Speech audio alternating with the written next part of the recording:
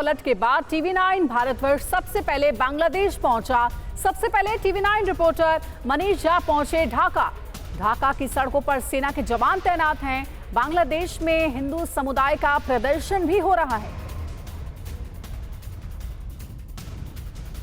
बांग्लादेश की राजधानी ढाका पहुंच चुकी है इस वक्त टीवी9 की टीम, और यहां पर ढाका में क्या नज़ारा है इसकी तस्वीरें हम आपको दिखाते हैं। देखिए, एयरपोर्ट के ठीक सामने का चौराहा, एयरपोर्ट के ठीक सामने के चौराहे पर इस वक्त क्या स्थिति है ये देखिए। बांग्लादेश को देखिए टीवी9 के नज़र से, बांग्लादेश को देखिए और समझिए टीवी9 के कैमरे से। और इस वक्त एयरपोर्ट से निकलने के बाद ही लगातार सड़कों पर यहाँ पर आपको आर्मी के, पैरामिलिट्री फोर्सेस के और बांग्लादेश की जो ढाका पुलिस है उनके लोग दिखाई देंगे। एक तरफ आप देख रहे हैं ढाका का एक बाजार का हिस्सा, यहाँ पर दुकानें और यहाँ पर ट्रैफिक। वहीं दूसरी तरफ का नज़ारा हम आपको दिखाएं कि चारों तरफ, केवल मैं इस जगह को दिखाने की आपको कोशिश करता हूँ और इस जगह को देखकर समझिए आप कि ढाका में अभी क्या स्थिति है। जो सबसे बड़ी बात है कि थोड़ा वक्त लगेगा, लेकिन हालात तेजी से संभालने की कोशिश हो रही है पैरामिलिट्री फोर्सेस और मिलिट्री पर्सनल्स के जरिए, और इस वक्त आप वही तस्वीरें टीवी9 के जरिए देख पा रहे हैं।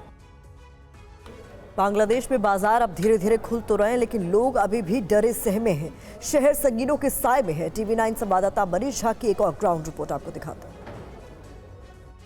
इस वक्त हम ढाका के एक रेलवे स्टेशन के पास मौजूद हैं और रेलवे स्टेशन के ठीक सामने में ये फल सब्जियों की मार्केट लगी हुई है। मार्केट में जो लोगों को आप देख सकते हैं, आते जाते लोगों को भी देख रहे हैं, तमाम दुकानें खुली हुई है और साथ ही सेना के जवान यहाँ पर मुस्तैदी से खड़े हैं।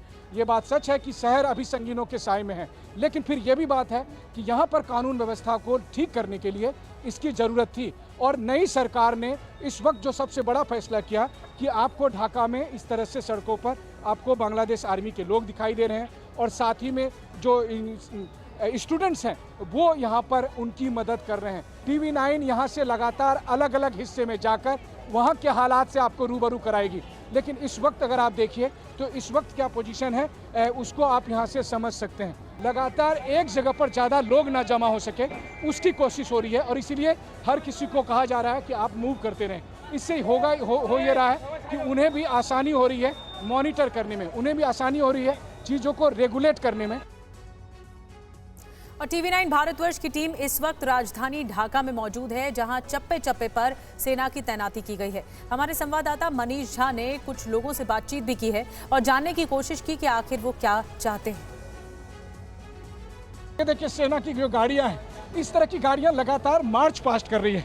हम यही कह रहे थे कि अगर जब सेना की गाड़ियां इस तरह से मार्च पास्ट करने लगे, सड़क पर सेना के लोग मौजूद हो, तो फिर कानून व्यवस्था को नॉर्मलाइज करने में आसानी होती है। तो नई सरकार से जो आप लोगों की उम्मीदें हैं, तो किस तरह की उम्मीदें, क्या चाहते हो आप लोग नई सरकार से? हम लोग चाहते हैं कि पहले जो अभी राजनीति हो रहा है वो अभी दो दल है, आवामी लीग है, बीएनपी। अभी जो आया डॉक्टर यूनुस है वो बहुत अच्छा है और पहले से इंसान अच्छा है, पूरे आदमी उसको चाहता है। अभी जो है हम लोग चाहता है कि उसको टाइम थोड़ा ज़्यादा देगा तो अभी बांग्लादेश का जो हाल है अभी अच्छा है। क्रिश्चियंस जो है वो लोग खुद बैठे, स्टूडेंट्स खुद बैठे मंदिर के सामने बैठ के मंदिर पहरा दे रहा था ताकि कोई एक टूल भी ना लगा सके। आप समझ रहे, मतलब हम इतने केयरफुल है, हम एक दूसरे के साथ इतने एडजस्ट है कि हम सब एक है। ये अवामी लीग जो थे, हसीना की टीम, वो आपको पता है पिछले 3 दिन से क्या कर रहे हैं? वो हर रात को हमारे यहाँ एक वो आपको वहाँ होते हैं ना चोर डकात टाइप के, वो उन लोगों के जो नेता थे उन लोगों से लगा के डकाती करवाते थे। और वहीं बांग्लादेश में हिंदुओं के खिलाफ अत्याचार इतना ज्यादा बढ़ गया है कि लोग अब विरोध प्रदर्शन करने पर उतर आए हैं। इंसाफ की मांग को लेकर वो विश्व समुदाय से भी सुरक्षा की गुहार लगा रहे हैं। ये लोग स्वाभिमान के साथ अपनी माटी पर जीने का हक मांग रहे हैं।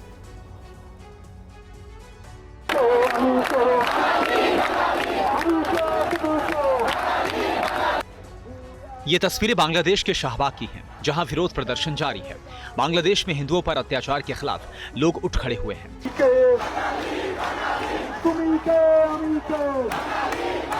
ये हालात बता रहे हैं कि बांग्लादेश में हिंदू हाशिए पर हैं। हिंसा और आगजनी के बीच जिंदगी और मौत ही नहीं, बल्कि अस्तित्व और अपने मानवाधिकार की लड़ाई भी लड़ने के लिए मजबूर हो गए हैं। আমি বলতে চাই এই মাটিতে আমার জন্ম, এই মাটিতেই আমার আমি মরতে চাই, এই মাটি ছেড়ে আমি কোথাও যাব না। बर्बरता, आगजनी, लूटपाट और हिंदू समुदाय की महिलाओं के साथ मानवीयता के बाद बांग्लादेश हिंदू जागरण मंच ने जुलूस और रैलियां आयोजित की हैं।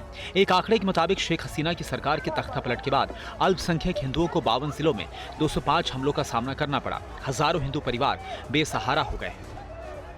বাংলাদেশ আমাদের মাতৃভূমি, আমরা বাংলাদেশে থাকতে চাই, স্বাধীন হয়ে থাকতে চাই, পরাধীন হয়ে নয়। আমরা কোথাও যাব না, এই দেশ ছাড়ব না। আমরা এই দেশে জন্মগ্রহণ করেছি, এই দেশে মৃত্যুবরণ করতে চাই। और बांग्लादेश की राजधानी ढाका में रोजाना विरोध प्रदर्शन हो रहे हैं। लोगों ने हिंदुओं की रक्षा के लिए 4 मांगे रखी हैं, जिसमें सुरक्षा के साथ सदन तक भागीदारी सुनिश्चित करने की मांगे शामिल हैं। ये तस्वीरें बांग्लादेश की राजधानी की हैं। ये तस्वीरें हैं बांग्लादेश के हिंदू जागरण की।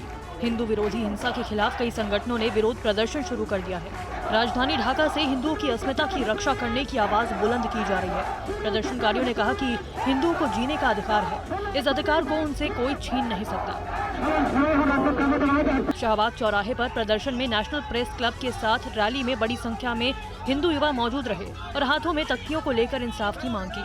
बताया जाता है कि दिनाजपुर में 4 हिंदू गांवों को जला दिया गया, जिसके कारण कई हिंदू बेसहारा हो गए और सीमावर्ती क्षेत्रों में शरण ले रहे हैं।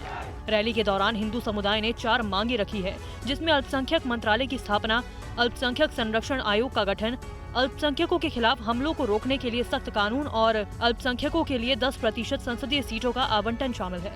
इधर ठाकुरगांव कस्बे में भी हजारों लोगों ने हिंदुओं के खिलाफ हिंसा के विरोध में प्रदर्शन किया। प्रदर्शनकारी हिंदुओं ने न्याय और समानता की मांग की है।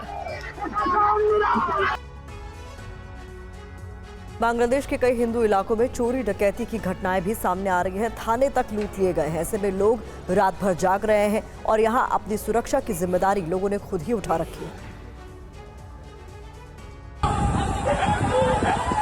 सुन रहे हैं आवाजें, ये आवाजें हैं दहशत की। हिंदू घरों में लूटपाट के दौरान की ये तस्वीरें हैं। बताया जाता है कि पूरे ढाका में डकैती की घटनाएं बढ़ गई हैं। यही नहीं, हालात अराजकता की सीमा को पार कर चुके हैं। सुरक्षा के लिए हिंदुओं को खुद संघर्ष करना पड़ रहा है। बताया जाता है कि पुलिस हिंदू इलाकों को पर्याप्त सुरक्षा मुहैया नहीं करा पा रही है और इसकी वजह से लोग रत जगा कर रहे हैं। राजधानी में रात में सुरक्षा सुनिश्चित करने और लुटेरों से अपनी रक्षा के लिए लोग खुद जिम्मेदारी उठा रहे हैं। सोशल मीडिया और अन्य मीडिया के हवाले से ये बताया जा रहा है कि मोहम्मदपुर, उत्तरा, खिलगांव, ईसीबी, छतवार, मीरपुर और धान मंडी के इलाकों में डकैतियों की रिपोर्ट पहले ही सामने आ चुकी है, जहां पर हालात अब भी सामान्य नहीं हुए हैं। हिंदुओं की सुरक्षा व्यवस्था का अंदाजा इसी बात से लगा सकते हैं कि 29 पुलिस स्टेशन से हथियार लूट लिए गए। पुलिस कुछ नहीं कर पाई। बांग्लादेश की सेना ने देश भर के विभिन्न पुलिस स्टेशन से लूटे गए हथियारों और गोला बारूद की जानकारी मांगी है। सेना ने लोगों से लूटे गए हथियार और गोला बारूद को सरेंडर करने के लिए कहा है।